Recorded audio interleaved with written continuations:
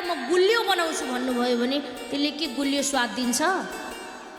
त्यसले आफ्नो जात छोड्छ, आफ्नो धर्म छोड्छ, स्वाद दिन छोड्छ?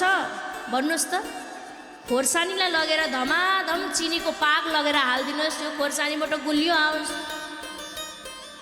हुँदैन नि। त्यसको जात हो पिरो, पिरो हुने पिरै हुन्छ। करेलाको जात हो तितो, तितो हुने तितै दिन्छ।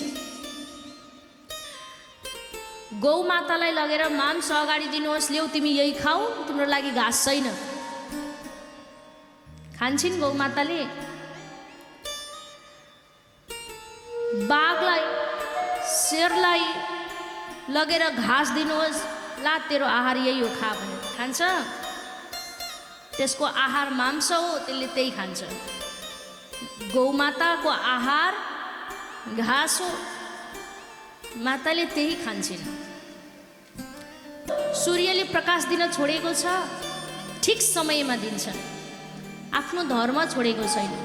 चन्द्रमाले आफ्नो धर्म छोडेको छैन। मौसमले, प्रकृतिले आफ्नो धर्म छोडेको छैन। वनस्पतिले आफ्नो धर्म छोडेको छैन। बोट वृक्षले आफ्नो धर्म छोडेको छैन भने हामी मानव, त्यसमा पनि विवेकशील प्राणी, त्यसमा पनि चेतनशील प्राणी, त्यसमा पनि ज्ञानवान प्राणी, हामी दिनौँ दिन आफ्नो धर्म छोडेर विकृति ल्याउने पनि हामी नै हो। धर्मलाई परिवर्तन गर्ने पनि हामी नै हौ। अधर्ममा लाग्ने पनि हामी नै हौ।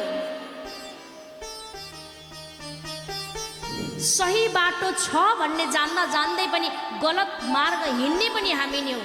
अनि अन्तिममा त्यो व्यक्तिलाई के हुन्छ? जब मृत्यु हुन्छ नि, अनि पश्चाताप हुन्छ।